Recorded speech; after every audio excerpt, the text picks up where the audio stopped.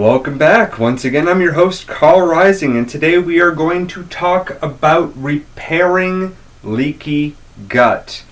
Now, I don't know if you've heard about leaky gut yet. Leaky gut is a pretty common term when we're talking about things from a holistic perspective. We're looking at alternative health, based on things that have been known or practiced for thousands of years as opposed to things that have been developed and patentable over the last 100 years. Leaky gut. So usually leaky gut starts off with, and I'm sure you've seen videos on this, and you can check my channel and see my other videos on this. Leaky gut usually starts off with a Candida overgrowth. If you can see that, my marker I think is running just a little dry. Just starting. So Candida. So what is Candida? Well, I have other videos on it, but I'll say really quick, Candida is a species, it's a genus really of fungal, single cell fungal organisms that live primarily in the intestines, also in the mouth, and in the vagina. Just pointing for reference, I don't have the anatomy, but still. Those three places typically within human anatomy. Candida becomes a problem when it overgrows. It's not supposed to go into the large intestine. It's supposed to be in the small intestine. It's not supposed to be in the joints. It's not supposed to be in the bloodstream, in the skin, in scar tissue, anywhere in the body. Aside from small amount, nowhere else. But the American lifestyle of antibiotics and sugary, starchy processed foods ends up lending towards a Candida overgrowth in quite a lot of people, and they'll end up with a leaky gut. So it's Candida, and also parasites. Not that Candida, when it's overgrown, isn't a parasite. Anything that's moved out of symbiosis is either become a host or a parasite. And we become a host, and it becomes a parasite. They're not good dinner guests when there's a lot of them. They're better in small doses. So Candida, parasites, and antibiotics.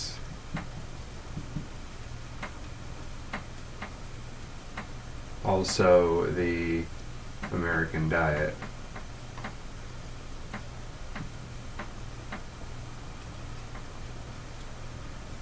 So these bacteria will cause tissue breakdown, autoimmune reactions, all sorts of nasty things wherever they get to. And they're not only the only thing that gets out of the intestinal wall when we have these little perforations in the intestines due to overgrowth and lack of the proper nutrition for keeping things going. We are keeping things stable. We'll also end up with a lot of other bits of toxins and undigested food and random stuff leaking out of these tiny little perforations in the intestinal lining. And that could lead to any number of health issues. Probably just about every health issue has something to do with leaky gut. Even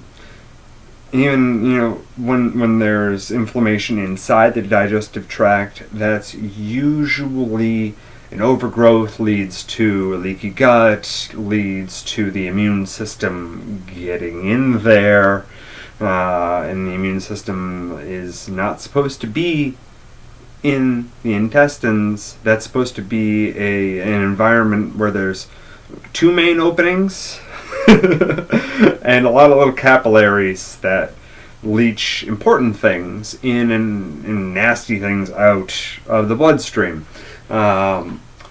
We're not supposed to have the immune cells in there. It's kind of like if you have a whole bunch of guys who all they know how to do is kill, all I know is what's that? That's not on my list of acceptable things to not kill, or try to kill at least, despite its stickiness or its biofilm or its survivability in general. So it's like inviting this guy or these guys, this whole group of guys who know nothing else aside from tear apart everything, into the place where essentially their munitions are made, into the munitions factory, because we get at least 60, if not up to 80%, depending on the person, of our immune function from the enzymes that are produced by the bacteria that are supposed to be in here in larger populations.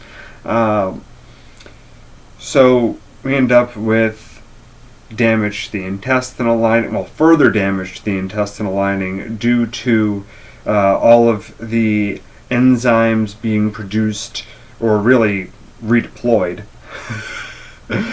by the immune cells that, they pick them up in the bloodstream, they carry them back in there, and they're trying fervently to kill either a parasite or a Candida fungus, one of the up to I think 78 different types of Candida. It's usually Candida albicans, but there's 78 different types of Candida fungus that live in here.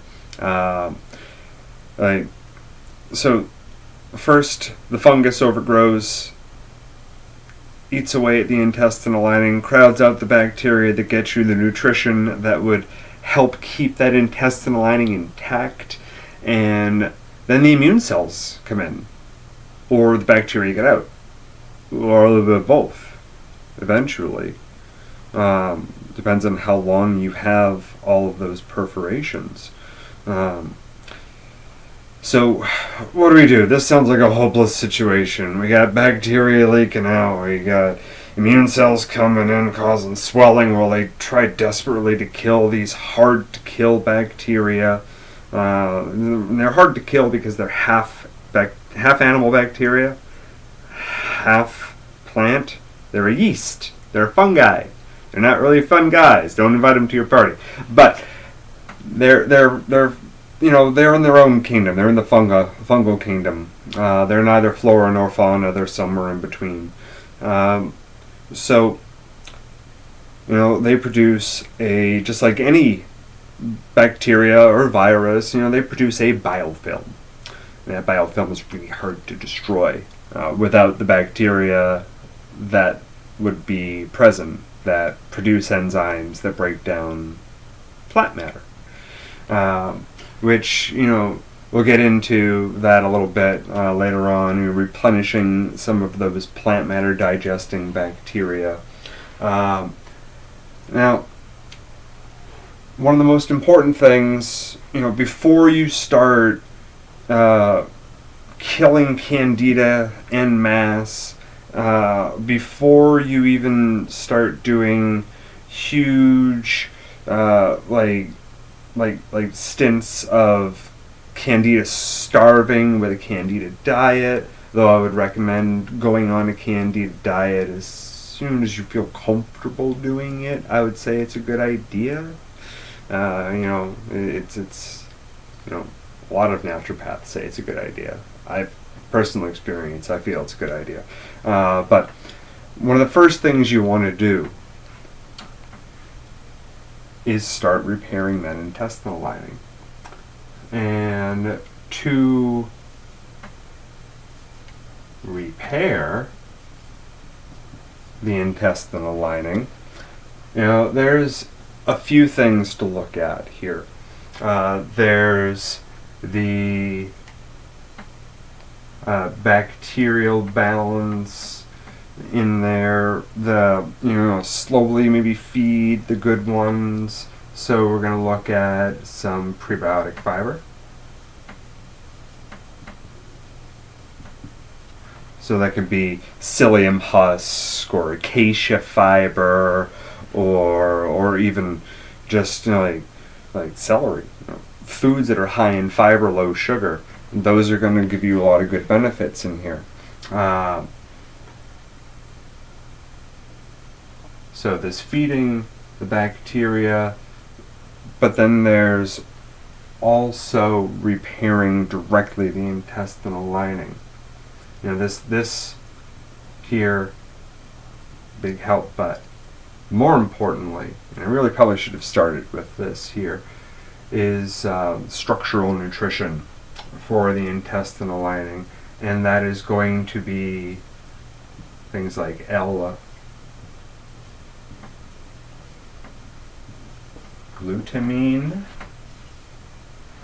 which is a non-essential amino acid because we produce it, but if things are out of whack, it might be essential for you.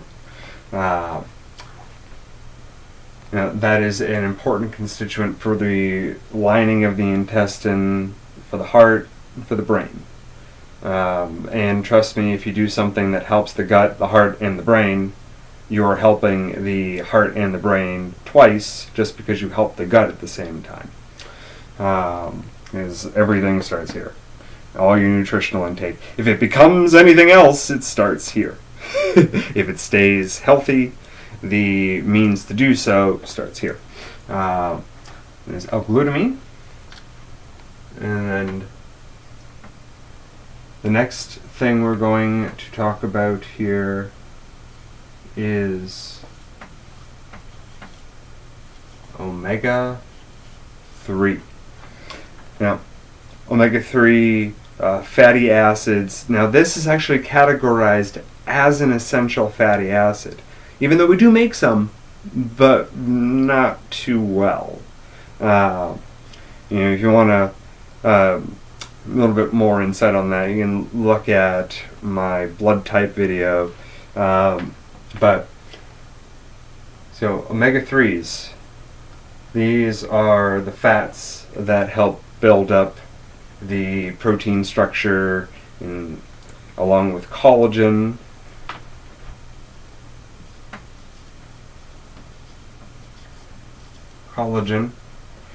That is also essential for the intestinal lining for most of our body.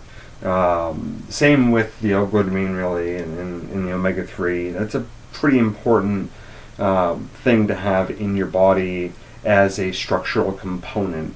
And if you're not taking omega-3s, you might want to look at taking some omega-3s. If you happen to wake up in the morning and find that you're in a human body, it might be a good idea. Just if you're in a human body, just take some omega-3s. Maybe even if you're not. Just identify as a toaster. I don't know. Take your omega-3s. So, yes, all seriousness here. L-glutamine, omega-3, and collagen for structural components here. And the omega-3 has an added bonus of being anti-Candida. Omega-3 has a slight bit of antifungal activity on top of all the other things we use it for, and that helps regulate in our body, like building our brain, things like that. Very, very important nutrient to have in your diet. Now, another important point to look at here, I have a whole list of points. I want to make sure I go over all of them, as for repairing the lining of the intestine, because that's the first line of defense between the actual wall of the intestines and everything that lives and happens and moves through and goes on inside your digestive tract. Oh, my dog just walked in. Hey, go lay down, Haley. So, go on,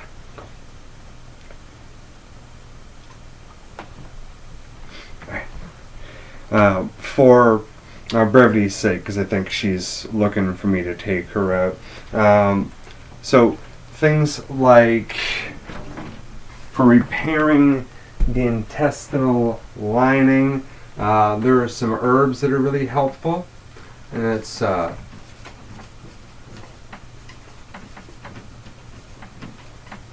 marshmallow and licorice.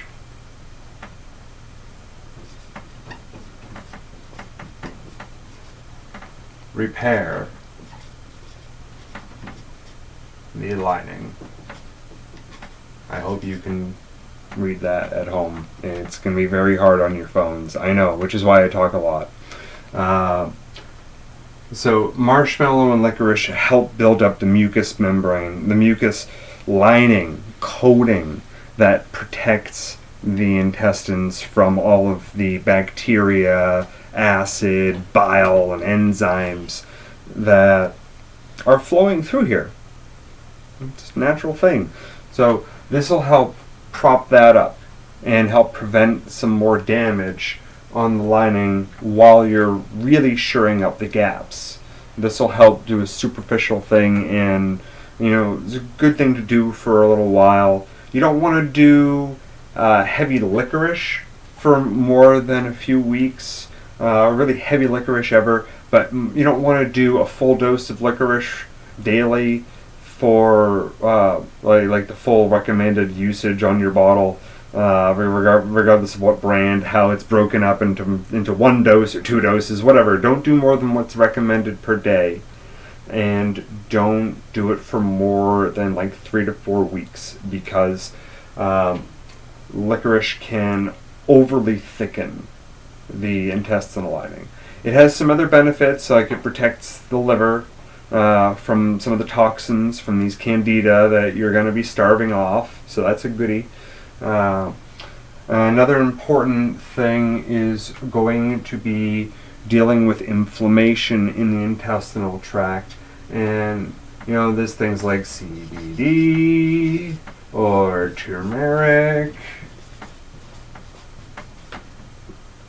Very, very helpful. We've got to keep the swelling down so there's less tissue damage so we can repair. We want good circulation in there. And if we have a whole bunch of swelling around the tiny little capillaries that line the intestines, we're not going to have a good chance of getting nutrition in and out of there. We're not going to have a good chance of moving the immune system or transporting the immune system through that tissue and keeping it nice and clean. Not through the intestines inside, but through the walls of the intestine exterior to the lining, the mucus lining. We want to seal all of that up. So we good little bit of anti-inflammatory action here. Turmeric and CBD are also a little bit of antimicrobial and a lot of other benefits, both for the brain as well. Totally other video. And there's other things you can do for the symptoms. Of course, there's detoxes that you can do. A periodic intestinal flush, so that you get anything that is fermenting in your intestinal tract out, so you don't have that to help prompt an overgrowth, especially pressed against a certain area, and then you might end up with a perforation in that area just because there's a bunch of stuff stuck in the bend. You don't want that. Other things, and I have a video you can look at on this. There's chlorophyll. Chlorophyll helps make your tissues less habitable for Candida, and not because it kills Candida, but because it promotes a more proper pH balance for your other tissues, because you want to be nice and alkaline here. So you can check out my video on chlorophyll. And another thing is going to be fermented like vegetable foods and probiotics for repopulating, but in particular for promoting proper pH in the intestinal tract, things like apple cider vinegar or any other vinegary, but raw. Make sure it's raw. Make sure it's not fermented. Make sure it's not pasteurized or filtered or any of that, like vegetable product. But apple cider vinegar, because of its acetic acid content, as well as its live bacteria producing enzymes for plant matter to help digest things like Candida, is probably the tops thing you can do. So just make sure it is raw, unfiltered apple cider vinegar. Otherwise, it's a condiment and you're just wasting your time with it. It's not a medicinal food anymore. And I've said this in any video I've ever mentioned apple cider vinegar in. It's a condiment if it's pasteurized or filtered. Don't waste your time. Don't waste your money. Don't buy Heinz. Buy Bragg. As long as it's got a nice cloudy bacterial culture at the bottom of the bottle, you're good to go. And so, yeah, I think that pretty much covers everything. So you want to clean stuff out. You want to have the proper nutrition. So that's going to be L-glutamine. That's going to be the omega-3s.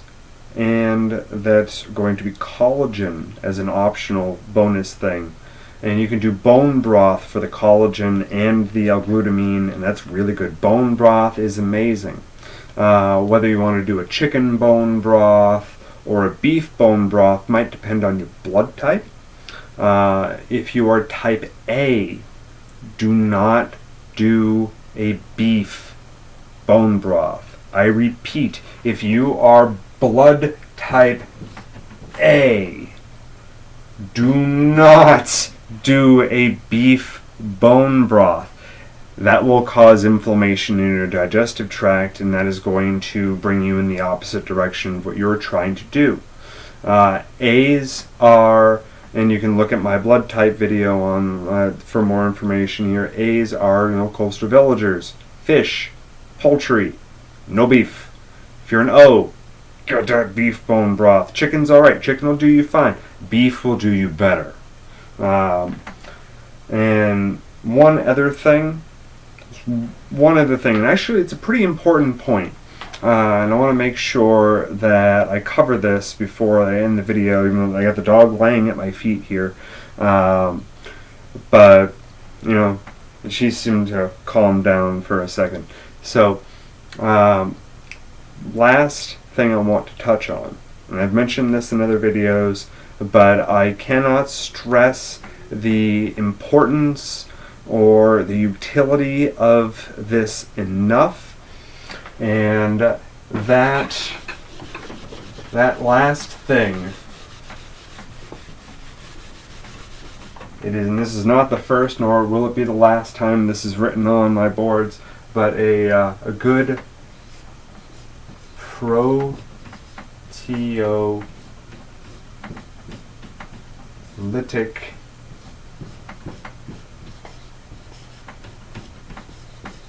enzyme formula.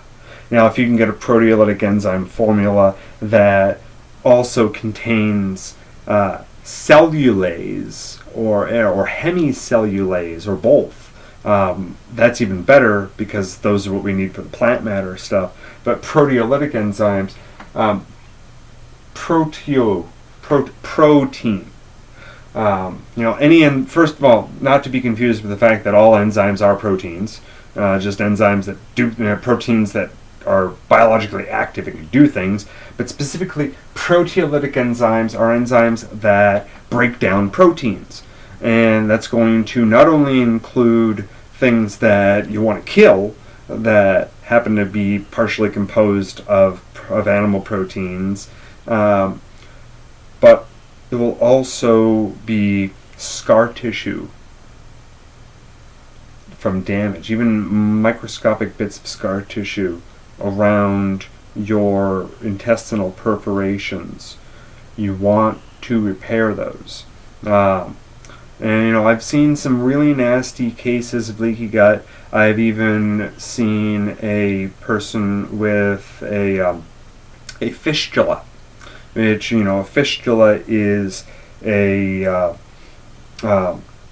it's essentially a hernia on your intestinal lining, and it's a nasty little pocket, not to be confused with diverticulitis, different pockets. It's a pocket where bacteria and fermenting, rotting food end up hanging out.